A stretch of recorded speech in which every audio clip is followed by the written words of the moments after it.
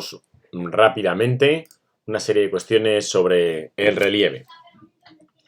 Lo primero, recordaos que el relieve lo habíamos definido como la variación en las formas de la corteza o de la superficie terrestre. Estas variaciones van a estar producidas principalmente, vamos a poner aquí el puntero, un momentito, aquí, van a estar producidas principalmente por agentes geológicos externos o por los agentes geológicos internos. Y esto dependerá de dónde saca la energía. Los externos, la energía viene del exterior, principalmente del Sol y también la gravedad, y en los internos la energía viene de la energía interna terrestre, es decir, del calor interno terrestre. Este relieve va a depender de varios factores. Normalmente podríamos hablar de estos 4 factores, que serían el clima, el tipo de roca, la antigüedad del relieve y la estructura de los materiales, pero hay un quinto factor que va a ser extremadamente importante, que es la acción humana. En estos 4 primeros que tenemos aquí, clima, tipo de roca, antigüedad de relieve y estructura, pues van a depender de qué agentes geológicos actúan, cómo actúan sobre esas rocas, cuánto tiempo llevan actuando o cómo están colocadas, porque no va a ser igual que haya unas rocas en una posición o en otra. Estos agentes geológicos, si es importante que lo tengáis en cuenta, van a llevar a cabo su acción en 4 procesos. Meteorización, que es la alteración de las rocas, ya pues una alteración física, romper las rocas, o química, reacciones químicas que van deshaciendo las rocas. Luego tenemos la erosión, que es la retirada de esos materiales que se habían meteorizado, es decir, la meteorización solamente los va separando, pero la erosión los quita de ahí. El transporte, que es el traslado de los materiales, y la sedimentación, que es ese depósito de los materiales en esas zonas llamadas cuencas sedimentarias. Vamos a centrarnos entonces en el relieve asociado al tipo de rocas, ¿vale? Es decir, lo que se llama la litología. La litología es el tipo de rocas que hay y eso, no todas las rocas van a reaccionar igual ante los agentes geológicos externos. Aquí en España nos podríamos centrar principalmente en 3 tipos de rocas, que son las más comunes en cuanto a zonas. Es verdad que hay otras, zonas de pizarra, pero bueno, digamos que estas serían las que dejan los relieves más habituales en la península. Serían la arcilla, la caliza y el granito.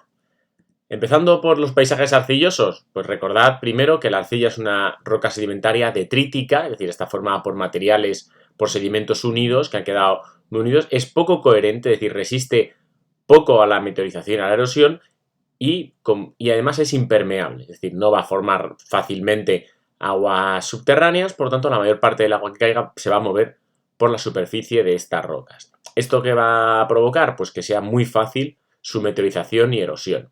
En los paisajes arcillosos, pues va a predominar, si es en clima húmedo, normalmente va a haber una erosión muy grande y vamos a poder ver algún relieve si hay alternancia de capas. Es decir, si tenemos una capa un poquito más dura, esta de aquí, y una un poco más blanda, que sería la arcilla, hasta que está aquí en medio, pues encontraríamos zonas como cerros testigo, como mesetas o mesas, que, bueno, pues serían esta resistencia de los materiales haría que hubiese zonas sin erosionar, pero la mayor parte estaría erosionado. Quedarían como montículos o pequeños montes aislados.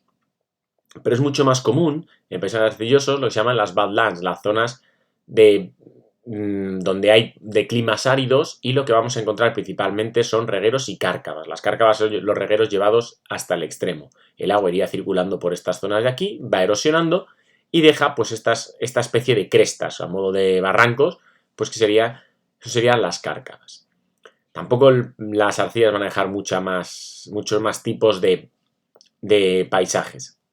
Yendo a otro tipo de paisaje, como es el paisaje calizo, el paisaje formado por zonas con roca caliza, primero destacar que la caliza es otra roca sedimentaria, pero en este caso es de origen químico carbonatada, es decir, está formado por carbonato de calcio. Y este carbonato de calcio hace que, aunque la roca es muy resistente a la meteorización física y además es poco permeable, lo que ocurre es que si el agua tiene ácido carbónico, pues entonces se disuelve muy fácilmente el carbonato de calcio.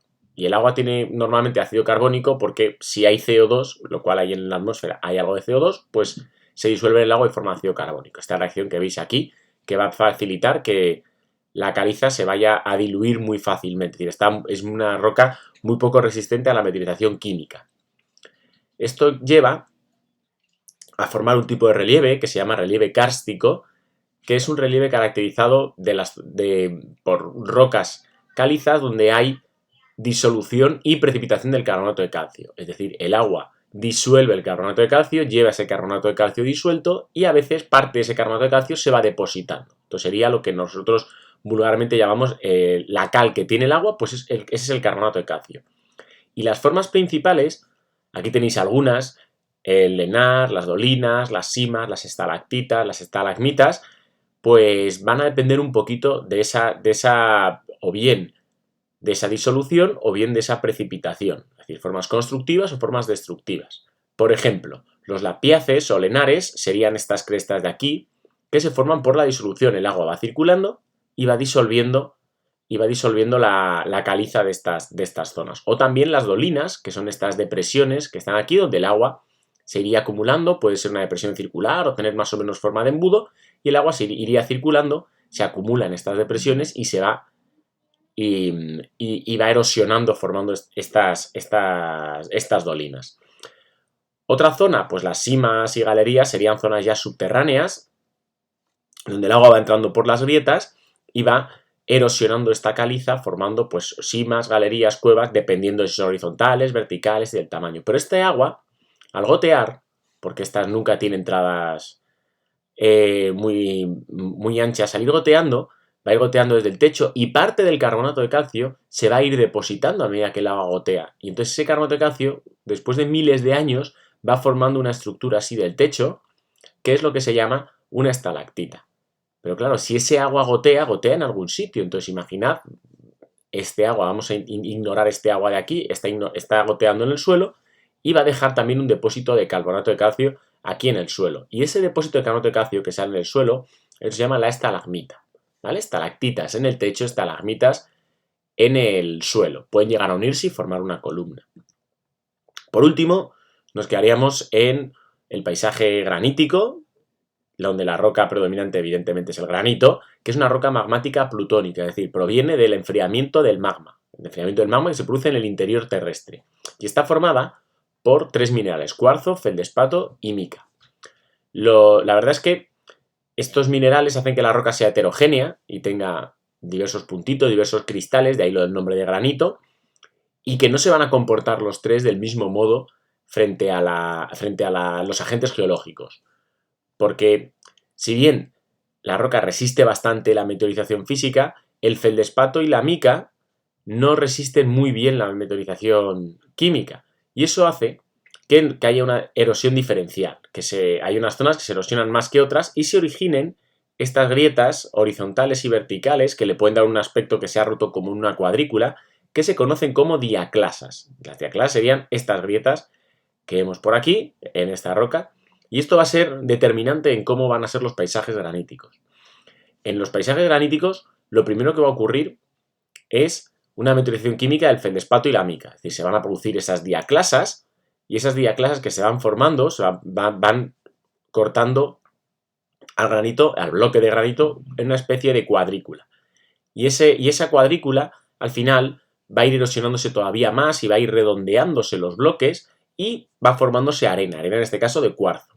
Estos bloques, al redondearse, van a pasar a llamarse bolos y entre ellos va a quedar la arena de cuarzo. Esa arena de cuarzo se puede acabar retirando y esos granitos circulares pues irán cayendo, originando un caos de bolos, y si es una zona mucho más amplia, hablaríamos de un berrocal.